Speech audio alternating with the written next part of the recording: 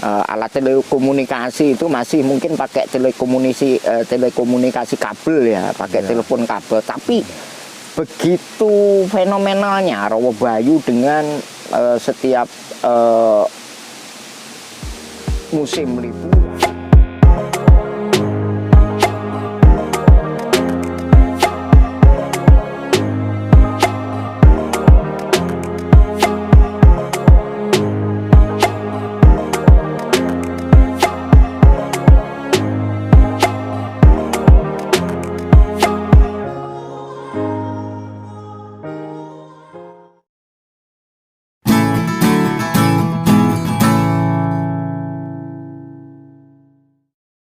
Assalamualaikum warahmatullahi wabarakatuh, sahabat destinasi dimanapun Anda berada. Ketemu lagi dengan program kita Sambang Destinasi. Kali ini kita jalan-jalan di salah satu destinasi yang menjadi ikon di Kecamatan Songgon, yaitu Rawabayu. Nah, hari ini kita coba telusur wisata Rawabayu dan kita langsung datang ke lokasi, sekaligus kita akan ketemu dengan pengelolanya. Nah, di samping saya nanti akan perkenalkan diri pengelola dari wisata Rawabayu. Selamat sore Bapak. Selamat sore. Bisa perkenalkan diri dulu ke sahabat destinasi di program Sambang Destinasi kita, Pak. Oke, siap. Oke, sobat, selamat sore.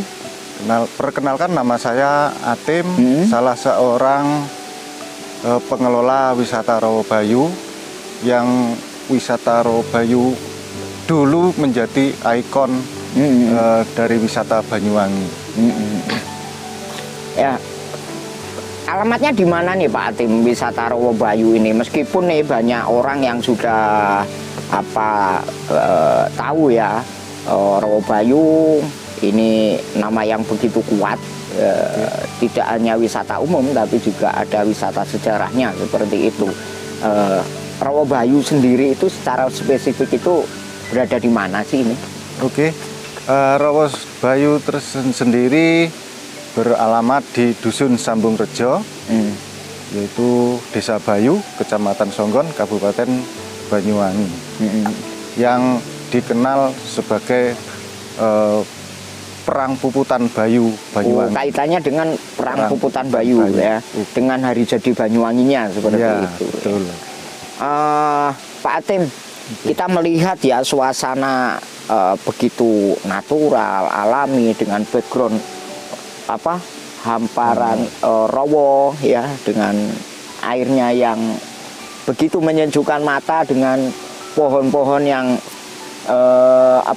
menjulang tinggi seperti ini. View alamnya sangat luar biasa. Kita tahu Pak Atim, di era 90-an ya, di era 90-an, sebelum adanya internet, sebelum adanya HP, bahkan alat telekomunikasi itu masih mungkin pakai telekomunikasi kabel ya, pakai telepon kabel. Tapi begitu fenomenalnya Rawabayu dengan setiap musim liburan, baik hari raya atau liburan yang lain, kunjungannya begitu besar begitu. Nah, setelah di era 90-an ke belakang, hari ini kan mulai diminati ulang. Nah, diminati ulang. Nah, bagaimana Pak Atim? Setelah dulu pernah menjadi destinasi begitu terkenal di Banyuwangi, bahkan sejajar dengan destinasi yang lain, Watudol dan Pulau Merah atau lain sebagainya, Rawabayu ini mau dikelola seperti apa ini ke depannya ini Pak Atim? Oke Pak No, karena memang kita semua tahu ya, Rawabayu itu di tahun 90-an itu memang ramai sekali ya, karena waktu itu belum ada banyak persaingan wisata-wisata di gitu ya? Seluruh Banyuwangi. Nah, karena ini permasalahan kenapa semakin kesini semakin kurang diminati oleh wisatawan para gitu ya. wisatawan di Kabupaten Banyuwangi terutama, karena terus terang aja saya itu mencari generasi mudanya. Jadi Yang punya regenerasi, kepedulian seperti itu yang ya. punya kepedulian tentang destinasi wisata Rawabayu ini belum punya, istilahnya belum ketemu saya.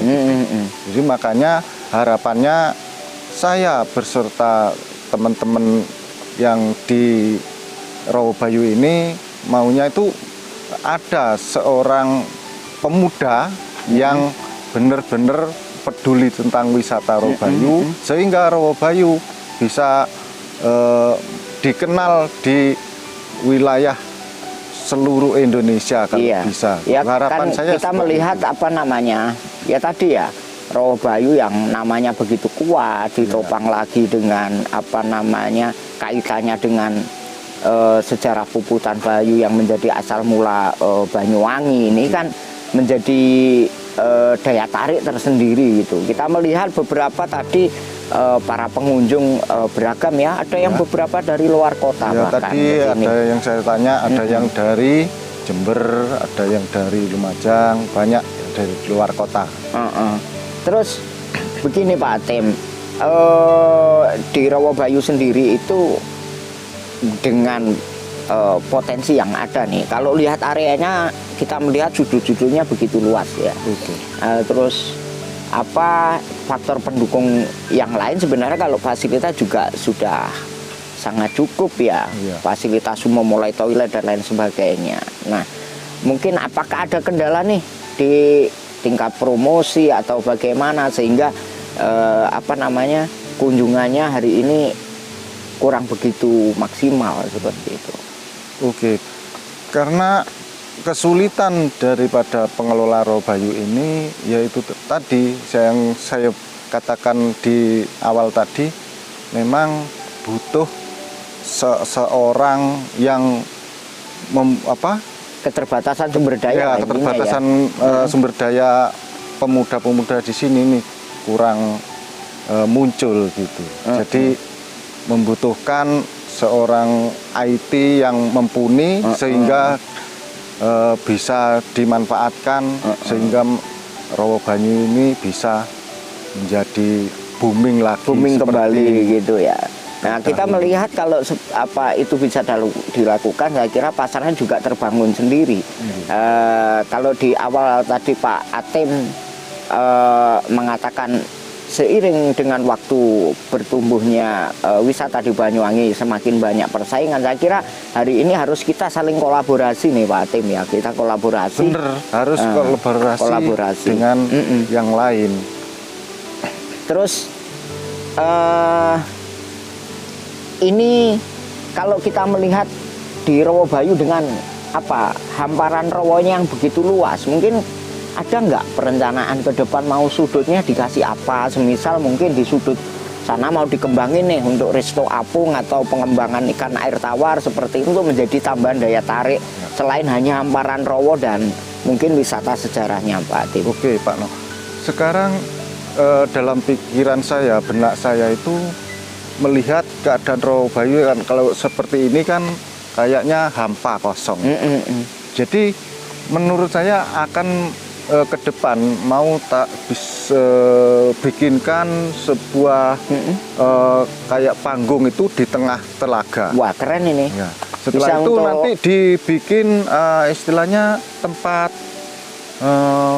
wedding, tempat makan, ngopi mungkin, tapi di atas panggung dibuat di tengah apung gitu ya, dibuat apung gitu ya. Jadi nuansanya itu kayak ngopi di tengah telaga. Wah keren itu Pak Atim. Ya semoga bisa realisasi Pak Atim. Ya, semoga. Harapan ke depan nih Pak Atim dengan semangat Pak Atim, meskipun saya melihat Pak Atim itu pejuang wisata yang luar biasa. Saya melihat dari tahun-tahun ke belakang sampai dengan hari ini itu berkhidmat untuk mengabdikan, membangun dan menjaga Rawabayu, ngopeni wisatawan dan lain sebagainya. Harapannya Pak Atim tadi selain apa namanya kita berharap kaum muda ikut bergabung sebagai penyedia tambahan sumber dayanya. Ya, Nah, kedepannya mau seperti apa Pak Atim? Mungkin kaitannya dengan kerjasama dengan pihak-pihak yang lain yang selama ini mungkin sudah bersama-sama. Harapannya lebih seperti apa?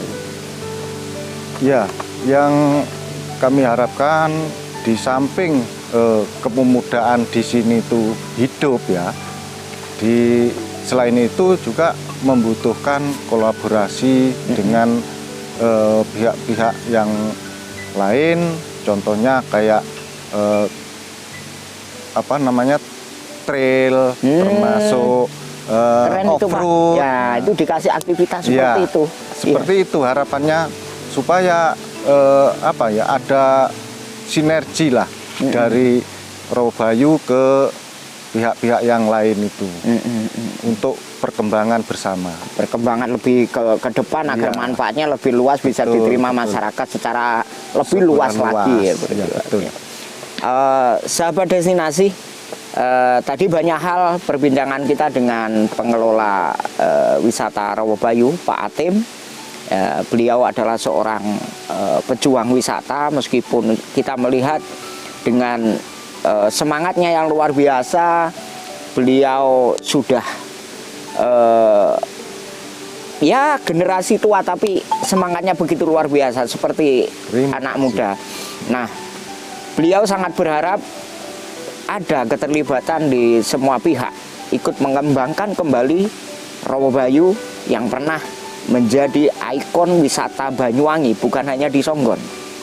Ya, kepingin mengajak para kaum muda ikut bergabung, ya, karena sumber daya yang dibutuhkan di dalam banyak.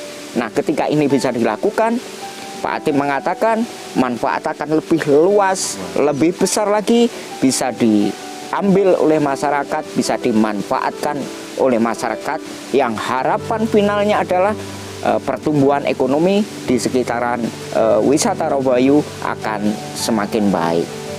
Demikian bincang kita sore hari ini. Terima kasih Pak Atim. Terima kasih waktunya sore hari ini, dan kita jumpa lagi di season berikutnya di Sambang Destinasi. Kita akan jalan-jalan lagi nanti di banyak destinasi lainnya, dan kita akan kumpas tuntas dengan pengelola wisata yang ada di Banyuwangi. Terima kasih, sampai jumpa. Salam destinasi, salam wisata untuk Banyuwangi.